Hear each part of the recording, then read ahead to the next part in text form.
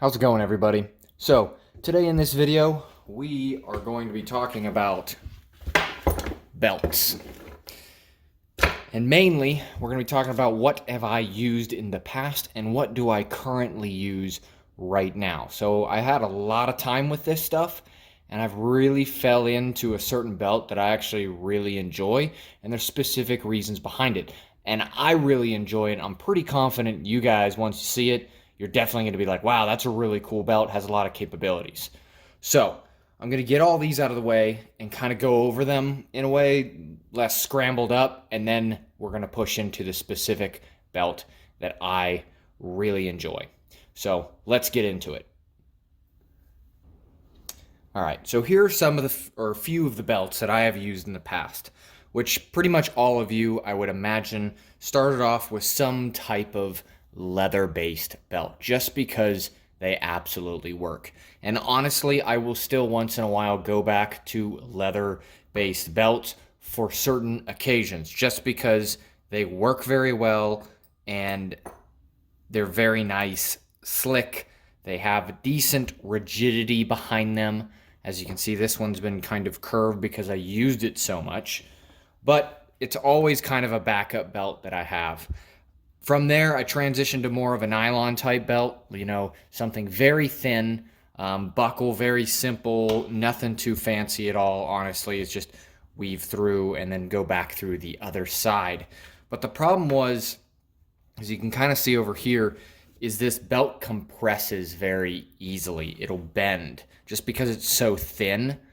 So if you have, like, say, heavier load, or say you're a concealed carry individual carrying a firearm or other types of equipment, maybe a radio, heavier keys or something like that, it tends to compress on you, and I don't really like that.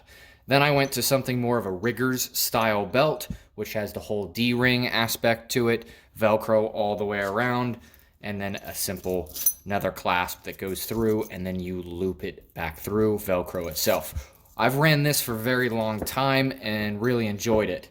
Recently, maybe 2 or 3 years ago, I upgraded kind of the same aspect of the belt, but went to the Cobra belt. So I really enjoyed this. I mean, you can see how worn this one is actually, like all around here. It's just worn. This is a thicker base belt. It doesn't have that compression issue, but it's a pretty beefy belt. Like, it's heavy. So these are the ones that I've reasonably have used extensively. And then specifically what I use currently is actually this belt right here. And as you can see on the logo, this is a Wazoo cash belt, made in the USA as well. So a lot of us over here really enjoy to see things that are made right in our own country. I imagine some of you outside the country, same with yourself. If you see something made in your country, you get pretty excited about it. So this is the belt that I currently go to. Now, it does have some negatives, but it has a lot of positives. So let's clear all this stuff out of here, and then I'm actually going to show you the main trick of that belt. So here it is. Here's everything that I keep in my cash belt, and that specifically is its trick. Is this belt actually opens up and has Velcro on either side, which is really cool, honestly, to put things inside that you don't want other people to know that you have. Cool thing about it too, by this company, is they sew just the top of the Velcro on either side. So actually it gives you more room up inside that you can actually tuck things underneath, and then the Velcro can kind of wrap around it. So everything laid out here is what I typically carry. So you got to understand, I do a lot of reasonably foreign travel quite often at times. So I like to have certain basic things on me. Majority of this stuff is all TSA compliant or different country compliant. So where it's going to get a little sketchy is handcuff keys. Some locations, some countries, handcuff keys are 100% illegal. You are not allowed to have them on you unless you're a law enforcement officer or anything like that. So that might be something that I can transition out of. But starting from left to right, I'm going to just explain briefly. So this right here is a handcuff shim. Really simple to do. If you don't know how to use this, or don't really know what it is, you can definitely look it up on YouTube. It's an easy way of getting through handcuffs, not the double lock aspect, but the single lock aspect. So I always keep that in there just because, myself through training and whatnot, I understand how to utilize that device. One main thing is if you ever get separated or anything like that, water is a big thing, or a container of some sort. Now, this is just a simple MRE bag. They just reseal up at the top, and you can carry water with you. So this is a really good alternative. There are other methods out there, all different bags and wire mesh, and at the top that conceals and everything. I forget the company name that makes them. They're really good as well. Just haven't really purchased any. This is working for me really well. But water is one of those key things. So kind of going from here all the way to the other side is water purification tablets. So, you can do about 3 days without water. But if you have these, you can reasonably extend that. Even if you can find terrible water, you can at least, purify it, or technically treat is the technical term. You can treat that water. So next, moving on, I have 2 methods of fire, which is one of these mini Bic lighters. It is pink, yes, and it's because if you drop it on the ground and it's nighttime, you can locate it very easily, being a bright color. So I try to stick with, the light greens, yellows, orange, pink, that kind of stuff, rather than your camouflage or your black or other stuff like that. It's hard to see if you would drop it. Next is just a small ferro rod. Nothing too special here, but definitely is easily used with the handcuff shim or your diamond thread rod, which I'll go over that in a second as well.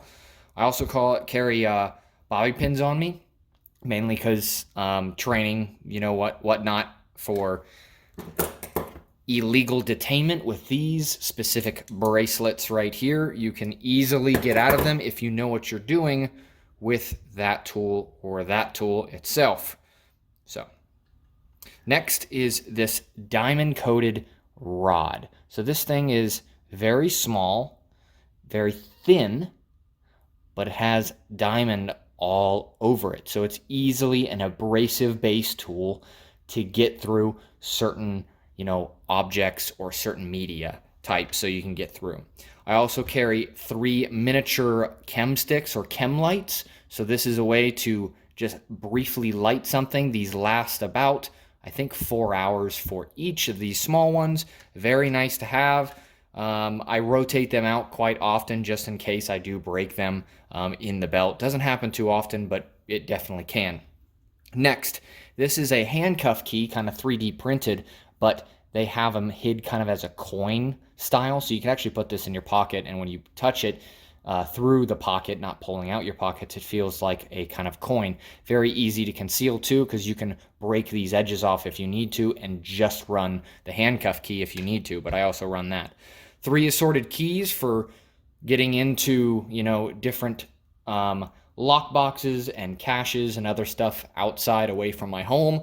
Just if needed, these can, if I'm leaving the area, like country-wise, these won't come with me because I'll replace them with other keys, like luggage keys or something like that. I also have Kevlar cord in here, which is very nice to specifically have. This has a high tensile strength, very easily to get usable to get through other types of plastic wrist restraints and other things like that. There's different methods out there. I'm not really going to go through it too much. There's a ton of videos on it, but like paracord works really well as well, and like larger zip ties and stuff like that, you can get through them easily with this. I also carry some cash on me down inside just to keep it away, nice and neat in case I do need something. And then for your foreign travel, I often carry a gold coin.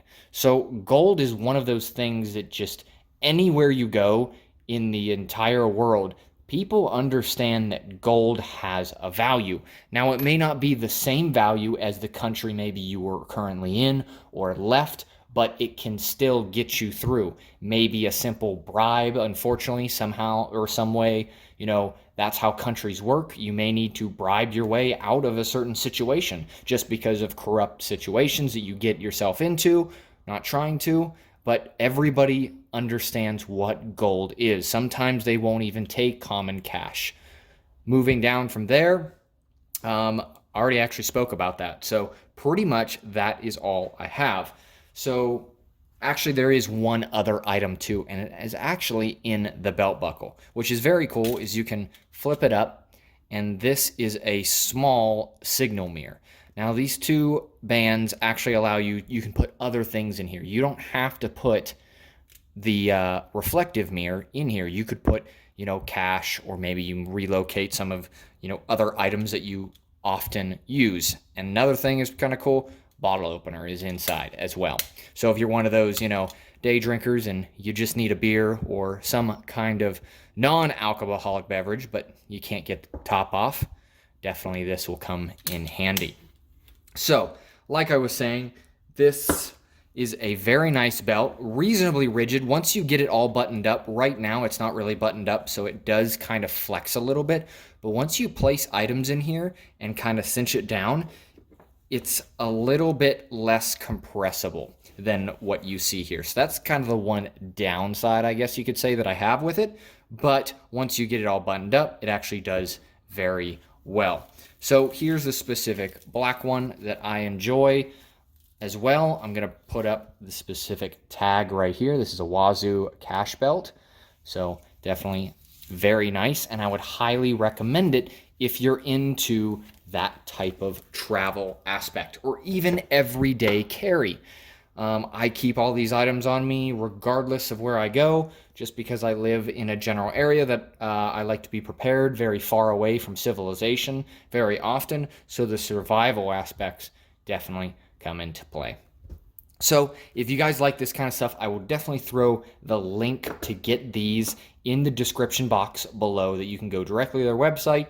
They have a bunch of other stuff, which is really cool. They actually have all this equipment, or the majority of it, and different things. I kind of piece my own together, but they have kits that you can buy the belt, and then all of this stuff is already included, and it shows you where to place it throughout the belt. Very cool, highly recommended. I really enjoy this belt. I've been running it for about 1.5 years, 2 years now, both of these, and it's just, I don't have any real downsides at the moment. I'm still going to be running this belt, and I hope you guys enjoyed this video. I mean, I really did. I really enjoy showing this kind of mini kits and stuff like that, actual stuff that I seriously use, no joke, that I actually use my real, items like these every single day. So if you guys like this kind of stuff, definitely hit that like, hit that subscribe. We got more stuff coming up. I greatly appreciate it, and I hope you all have a great day.